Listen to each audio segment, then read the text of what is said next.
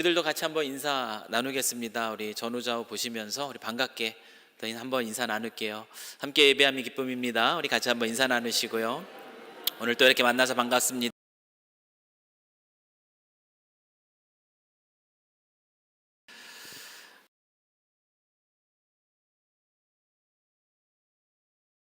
마지막 시간입니다. 마지막 날이고요. 그래서 오늘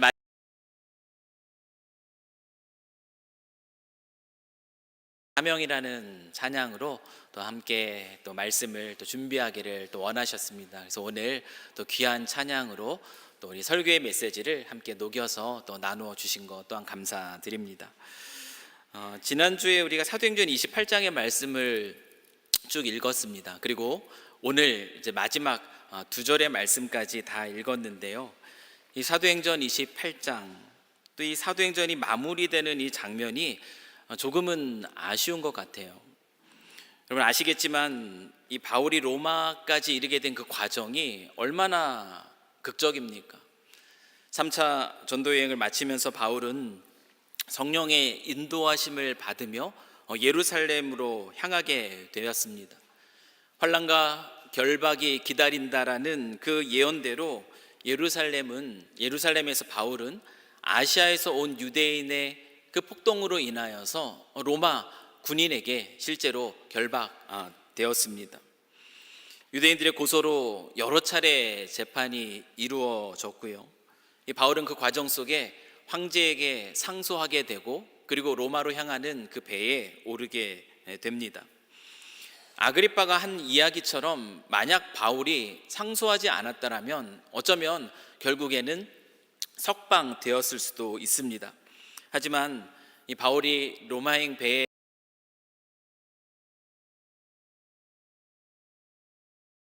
복음을 전해야 할 것이다라는 그 주님의 부르심이 있었기 때문에 바울은 결국 로마행 배로 오르게 됩니다.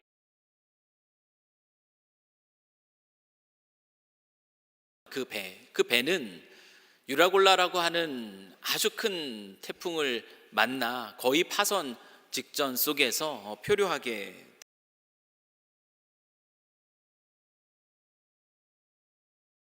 처해지게 되었는데요. 그때 배 안에 있는 모든 생명을 안전하게 지켜주시겠다라는 그 주님의 음성을 바울이 확인하고 그리고 다시 두려움을 벗어내고 담대함 속에서 그곳에 있는 사람들을 격려하기 시작합니다. 그리고 그들과 함께 배를 구조하는 일에 힘쓰게 되었고 그리고 그 결과 또 하나님의 인도하심 속에 그 배는 한 섬에 걸리게 됩니다. 모든 사람들이 그 말씀대로 생명을 잃지 않고 다 구조가 되었습니다. 더욱 놀라운 것은 하나님의 보호하심이 그들에게 있었다라는 것을 보여주는 사건인데요. 그 섬에 있는 주민들이 이들을 또 환대하고 또 이들에게 또 많은 도움을 줍니다. 그곳에서 겨울을 나고 다시 재정비하여 다시 로마로 향하게 됐고요. 그리고 우리가 지난 28장의 앞부분의 말씀에서 보셨던 것처럼 마침내 그 배는 목적지인 로마에 도착하게 되었습니다. 이런 바울이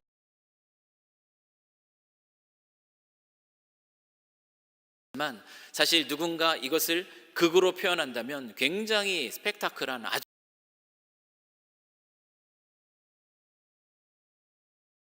여기까지 이렇게 해가지고 로마에 왔으니 이제는 로마에서 도대체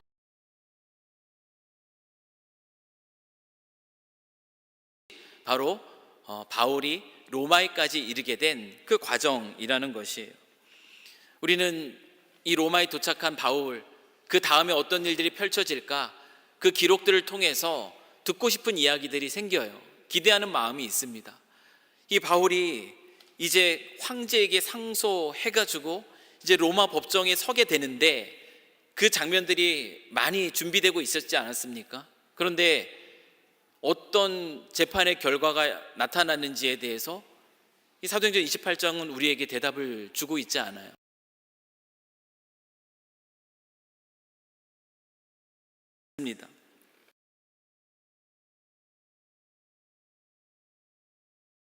이야기를 했을까? 그동안 많은 이야기들을 했는데 그 자리에서 또 어떤 이야기를 했을까 너무 궁금합니다. 그런데 그런 이야기도 담아주지 않고 있습니다. 바울이 우리가 역사적으로 순교한 것으로 알고 있습니다.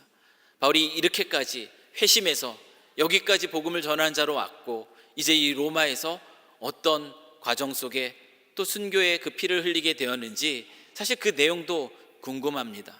그런데 사도행전은 그 질문들에 대해서 아무런 대답을 우리에게 주고 있지 않다라는 것이에요. 그러면 제가 지난 5월이죠. 지난 설교 중에 바울이 재판을 받는 그 장면을 묵상하면서 우리의 인생이 이렇게 매 순간순간 그 재판을 받는 것과 같은 모습이다라고 그렇게 비유를 들어서 설명한 적이 있습니다.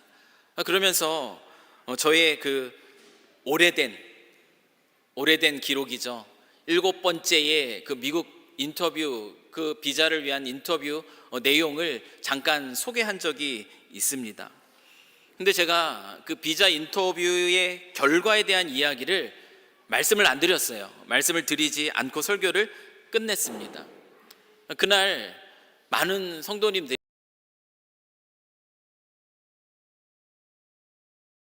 궁금해들 하셨어요. 그랬던 것 같아요. 왜냐하면 제가 친교실에 가니까 거기서 만나 뵙는 분들이 다 하나같이 궁금증을 가지고 물어보시더라고요. 도대체 그래서 결과는 어떻게 됐습니까? 그 질문들을 해 주셨습니다.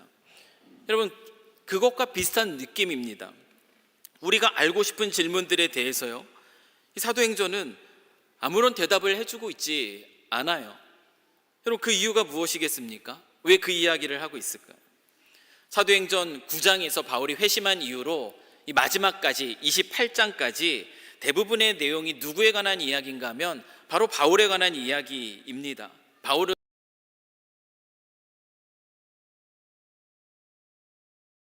그런데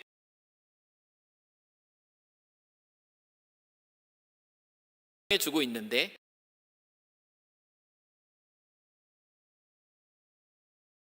미완성으로 우리에게 들려주고 있지 않은 그 이유, 여러분, 그 이유가 무엇일까? 그것은 사도행전을 기록하고 있는 그 목적이 바울이라고 하는 한 인물, 그의 인생을 소개해 주는 것에 있지 않기 때문입니다. 제가 지난 설교 가운데에서도 비자 인터뷰의 결과에 대해서 굳이 말씀드리지 않았던 것도 그것이 설교에 있어서 너무나 중요하다, 그런 부분이 아니기 때문에 그렇습니다. 사도행전은 복음의 전파와 함께 이 초대교회가 세워지는 과정 속에서 중요한 역할을 했던 어떤 인물에 대한 이야기, 그의 어떤 영웅담을 우리에게 들려주기 위한 그런 책이 아니라 그리스도 예수께서 선포하시고 가르치셨던 그 하나님 나라, 그 하나님 나라에 관한 그 진리가 어떻게 온 세상 가운데 전파되고 또 퍼지게 되었는가, 그 과정을 우리에게 보여주는 책이라는 것이죠. 여러분, 사도행전 1장 8절의 말씀 너무나 중요한 말씀입니다. 우리 같이 한번 읽겠습니다. 자, 시작. 오직 성령이 너희에게 임하시면 너희가 권능을 받고 예루살렘과 온 유대와 사마리아와 땅 끝까지 이르러 내 증인이 되리라 하시니라. 여러분, 이 말씀은 사도행전의 전체적인 구조를 보여주는 아주 중요한 메시지입니다. 사도행전은 이 말씀처럼 예수님이 하늘로 올라가시기 전에 주셨던 이 말씀이 어떻게 실제적으로 성취되고 있는가, 그 과정을 보여주는 것, 이것이 가장 중요한 목적이라는 것이에요. 그래서 사도행전은 어떻게 끝나는가, 우리가 보고 있는 것처럼 바울의 삶의 마지막 장면, 이와 같이 위대한 사도였던 바울이 결국 이와 같이 하나님 품에 안겼습니다.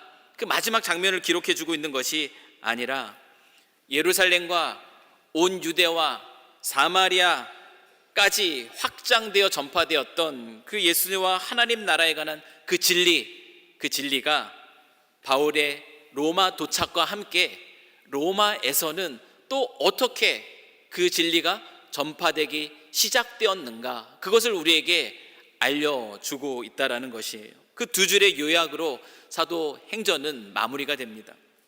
28장 30절에서 31절 말씀이 그것인데요, 이 말씀을 다시 한번 제가 읽어드리겠습니다. 바울이 온 이태를 자기 셋집에 머물면서 자기에게 오는 사람을 다 영접하고 하나님의 나라를 전파하며 주 예수 그리스도에 관한 모든 것을 담대하게 거침없이 가르치더라. 이것이 사도행전의 마지막 요약 두 줄입니다. 여러분, 사도행전은 이렇게 28장으로 끝납니다. 그런데 우리가 방금 읽었던 이 말씀이 보여주는 것처럼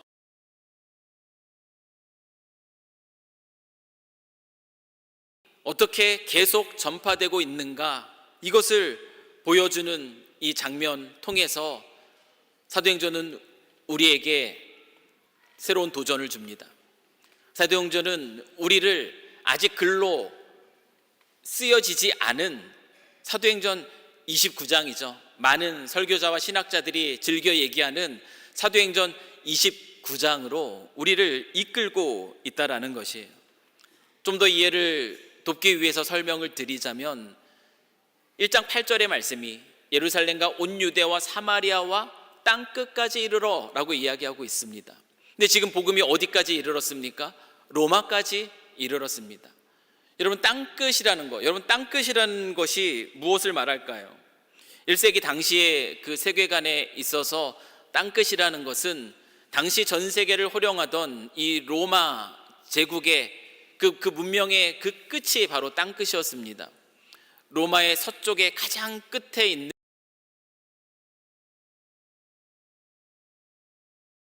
들에게는 땅끝이었습니다. 그런데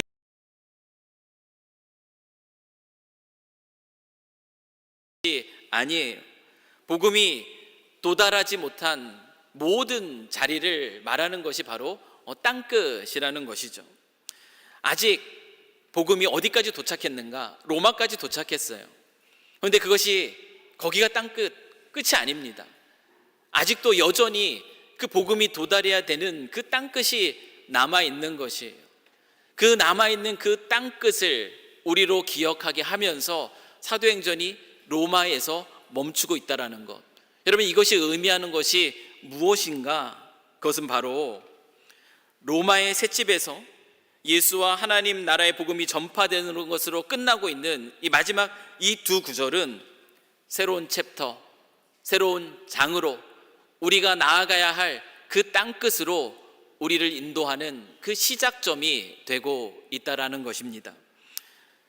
이야기가 로마의 셋집에서 시작되었던, 거기에서 전파되었던 예수 그리고 하나님 나라의 그 복음이, 다시 말하면 지금 우리가 살아가고 있는 삶의 자리에서 계속해서 이어져야 한다라는 것, 그 사실을 오늘 마지막 사도행전 28장의 두 구절은 우리에게 넌지시 알려주고 있습니다. 베드로로 시작하여 또한 바울을 통해서 전파되었던 그 하나님 나라의 복음과 예수에 관한 진리, 이제는 그 바톤을 이 글을 읽고 있는 독자들에게 넘겨주고 있는 것, 그것이 바로 사도행전의 마지막 결말입니다. 그러면 오늘 우리는 이 말씀을 읽으며 사도행전 전체를 맞이하면서 어떤 도전을 받아야 되겠습니까? 오늘 이 말씀은 우리에게 얘기합니다. 우리가 이어나가야 할 사도행전 29장, 그것을 우리가 어떻게 써가야 하는가, 그 질문을 우리에게 던진다라는 것이에요. 오늘 본문은 우리에게 그 질문에 대한 대답을 주고 있습니다. 우리가 계속해서 바톤을 이어가야 할 사도행전 29장, 우리가 어떻게 써가야 하는가, 오늘 본문은 우리 모두에게 얘기합니다. 거침없이 여러분의 사도행전 29장을 써 가십시오. 여러분, 이 거침없이라는 이 단어가 굉장히 중요합니다. 여러분, 오늘 본문에 등장하고 있는 이 거침없이로 번역된 이 헬라어 단어는 놀랍게도 신약 성경 다른 어느 곳에 쓰여지고 있지 않습니다. 오직 이 사도행전 28장 31절의 말씀에만 이 거침없다라는 이 단어를 사용하고 있습니다. 누가는 이 사도행전의 이 결론을 이렇게 내리고 있는 것이에요. 거침없음, 복음의 아주 중요한 성격을 우리에게 들려주며 그와 같은 삶을 살아가고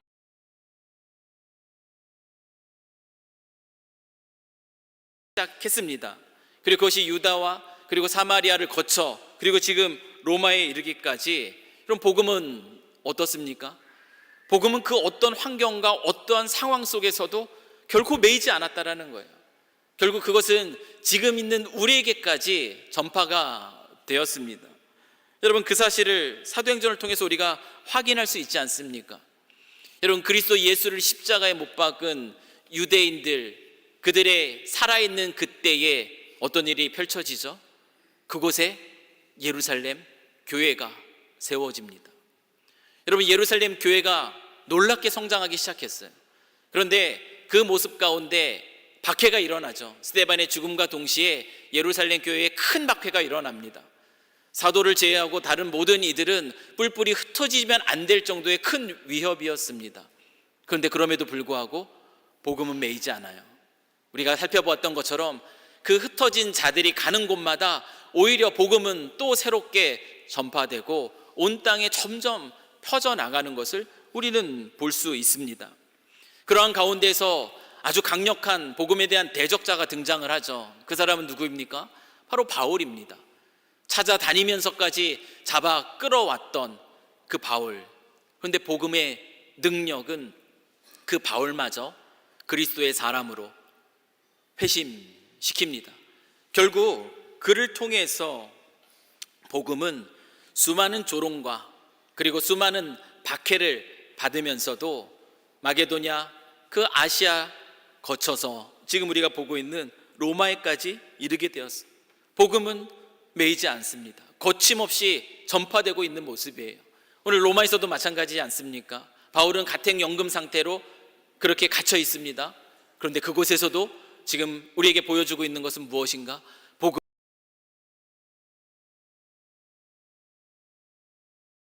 놀랍게 선포되고 있는 그 장면을 우리에게 보여주고 있는 것이죠. 디모데후서 2장 9절에서 바울은 이렇게 고백해요. 복음으로 말미암아 내가 주인과 같이 매이는 데까지 고난을 받았으나, 뭐라고 말씀하죠? 하나님의 말씀은 매이지 아니하니라. 바울이 한평생 그 삶 속에서 경험했던 복음의 능력이 바로 이것이었습니다.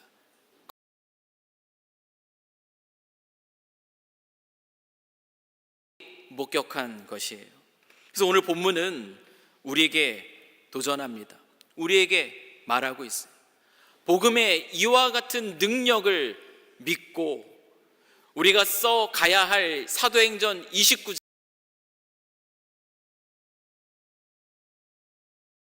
있는 것처럼 담대함 속에서 거침없이 여러분만의 사도행전 29장을 써내려 가십시오. 사도행전 28장은 그 챕터를 마무리하면서 우리에게 이 강력한 도전을 우리에게 주고 있다라는 것이. 그럼 어떻게 우리가 이 사도행전 29장 우리만의 이 이야기들을 써내려갈 수 있겠습니까?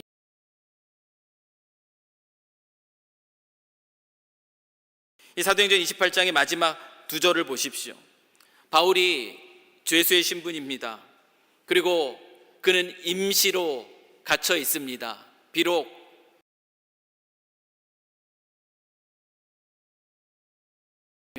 임시로 그곳에 머물고 있습니다.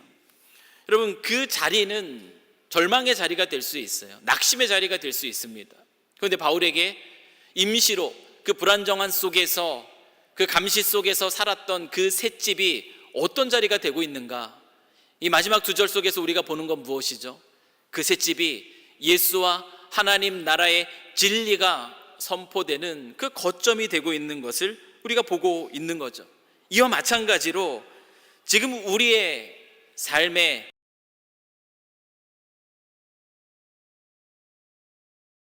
내려가야 한다. 이것이 오늘 본문이 주고 있는 도전이라는 것이에요. 지금 우리의 상황이 어떻습니까? 어떤 분들에게는 예배하기도 참 쉽지 않은 그런 상황일 수도 있겠어요.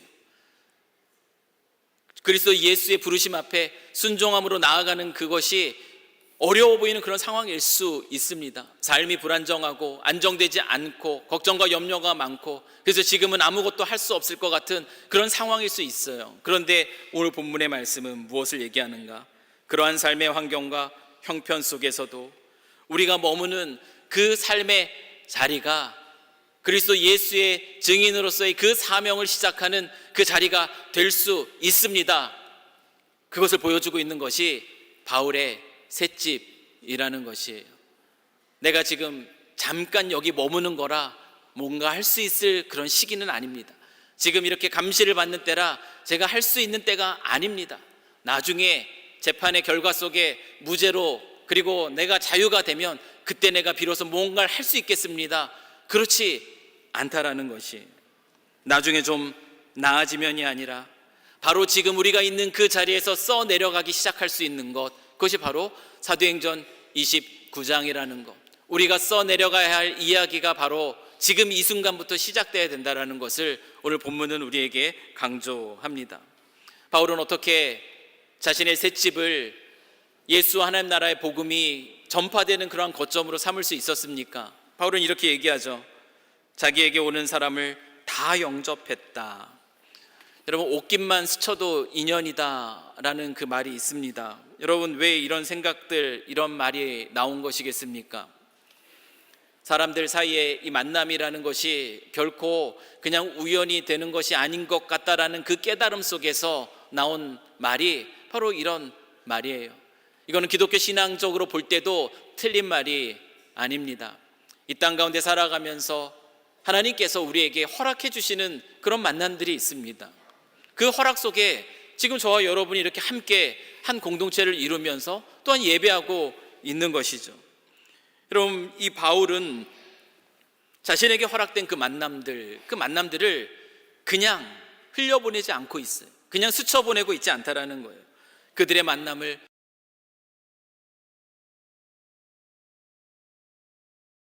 무엇을 합니까? 예수와 하나님 나라의 그 복음을 전하고자 애쓰고 있고 힘쓰고 있다라는 거예요. 여러분, 바로 지금 우리가 살아가는 삶의 그 자리, 이 순간에도 하나님이 우리에게 허락하신 만남들이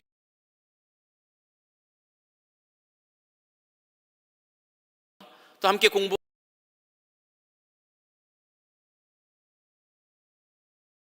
그냥 나랑 상관없는 만남이 아니라 하나님께서 우리에게 특별히 또 허락해 주신 그런 만남이라는 것이에요. 로마서 1장 16절, 바울이 알고 경험한 그 복음이라는 것이 무엇이죠? 이렇게 얘기합니다. 내가 복음을 부끄러워하지 아니하노니 이 복음은 모든 믿는 자에게 구원을 주시는 하나님의 능력이 됨이라. 먼저는 유대인에게요 그리고 헬라인에게로다. 어떤 상황에 있어야 할지라도 지금 우리가 서 있는 그 삶의 자리에서 이 말씀처럼 복음은 정말 모든 믿는 사람에게 구원을 주시는 하나님의 능력이 됨을 믿고, 그가 어떻게 반응할지는 알지 못하나 그러나 그 복음을 들을 수 있도록 주님께서 허락하신 그 만남들을 소중히 여기며 그들을 마음에 품고, 그리고 그들에게 한 걸음 더 가까이 나아가고자 또한 기회를 얻을 때마다 어떻게 하면 그 복음을 나눌 수 있을까 애쓰는 삶. 여러분, 이것이 우리가 살아가는 삶의 자리에서 거침없이 써내려가는 사도행전 29장의 모습이 바로 이런 모습인 것입니다. 사랑하는 성도 여러분, 우리가 서 있는 자리 바로 땅끝입니다. 저 멀리 다른 어떤 곳이 땅끝이 아니라 지금 복음을 알지 못하는 이들이 있는 그 자리, 내가 서 있는 그 자리가 바로 땅끝이에요. 여러분, 이 땅끝에서 우리가 어떤 삶을 살아야 되는가? 하나님의 말씀은 오늘 이렇게 우리에게 도전하죠. 예수와 하나님 나라의 그 진리, 그 복음, 그것을 나누는 삶을 살아가라. 여러분만의 사도행전 29장을 계속해서 주님 오시는 그날까지 이어가라. 이것이 오늘 본문이 우리에게 주는 아주 강력한 도전이라는 것이에요. 여러분, 이 도전 앞에, 이 말씀 앞에 우리가 순종하며 살아갈 때 우리 그리스도인의 삶은 어떤 삶이 되겠습니까? 여러분, 우리 그리스도인의 삶이 어떤 삶이 되겠어요? 오직 성령이 너에게 임하시면 너희가 권능을 받고 예루살렘과 온 유대와 사마리아 땅끝까지 이르러 증인이 되리라. 이 말씀을 듣고 그렇습니다, 저의 소명이 바로 그리스도의 증인으로 사는 것입니다, 그 말씀에 순종함으로 내가 오늘 또 주께서 허락하신 만남들 마음에 품고 그들에게 복음을 나누는 삶으로 나아가겠습니다. 우리가 이렇게 순종함으로 한 순간 한 걸음이라도 주님 말씀에 반응하며 나아간다면 여러분, 그 삶은 어떤 삶이 되겠습니까?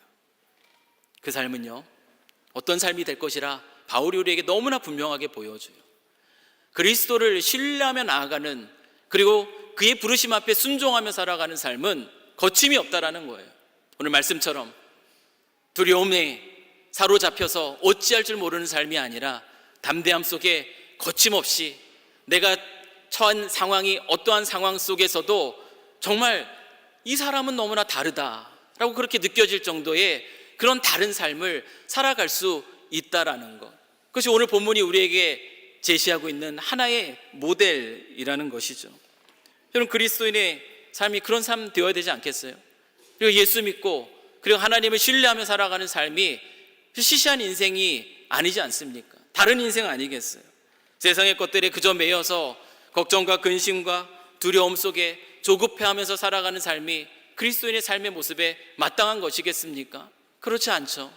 그리스도를 알기에 이 세상 속에서도 어떤 상황 속에서도 그분을 신뢰하고 그 안에서 담대함 가운데 거침없이 하나님의 부르심의 소명을 따라서 살아가는 인생, 여러분, 그것이 바로 우리가 마땅히 그리스도인으로서 살아가야 될 인생인 것입니다. 그리고 사도행전 28장은 그런 도전을 우리에게 주면서 열린 결말로 그 책을 마무리하고 있습니다. 바라옵기는 저와 여러분의 삶이 그런 삶이 되었으면 좋겠습니다. 우리의 삶이 이 땅 가운데 그저 문의는 그리스도인이지만 부르심의 소명 앞에 그것이 나에게는 힘들고 어려운 일입니다, 그렇게 주저하고 있는 그런 삶이 아니라 주의 말씀이면 들을 게 있는 자는 들으라 말씀하신 것처럼 네, 듣겠습니다, 듣는 자는 살아나리라 그 말씀처럼 그 말씀에 순종함으로 내 삶이 달라질 걸 믿습니다. 그렇게 순종하며 나아갈 때 우리의 삶이 달라지는 것이죠. 저는 저와 여러분의 삶이 이 땅에서 그런 삶이 되기를 원해요. 복음의 능력을 알고 그것을 맛보고 그리고 순종하는 삶의 기쁨들이 무엇인지를 누리며 살아가는 인생, 어떠한 상황과 어떠한 형편 속에서도 어떻게 저렇게 살아갈 수 있지, 영적인 그 호기심을 일으키는 인생, 그런 인생이 저와 여러분의 인생이 되기를 다시 한번 주님의 이름으로 간절히 축원합니다. 기도하겠습니다. 사랑과 은혜가 풍성하신 하나님 아버지, 오늘도 우리를 주의 전으로 이끄사 주님의 말씀을 듣게 하시니 감사합니다. 주님, 세상의 염려와 두려움 속에 그 조급함 가운데 살아가는 인생이 아니라 오늘 오직 성령의 권능을 힘입어 담대하고 거침없이 그리스도 예수의 증인으로 살아가는 저희들의 삶이 되기를 소망합니다. 복음은 결코 상황과 형편에 매이지 않는다는 것을 알기에 자신의 삶의 자리에서 성령을 힘입어 증인의 삶을 멋지게 살아갔던 이 바울처럼 저희 역시 지금 이 자리에서 주님이 허락하신 소중한 만남들 속에서 담대하게 거침없이 사도행전 29장을 순종함으로 써내려갈 수 있도록 저희들을 붙들어 주시옵소서. 주의 말씀에 대한 순종 가운데 복음의 능력을 맛보며 하나님 나라를 누리는 기쁨이 가득한 우리 모두의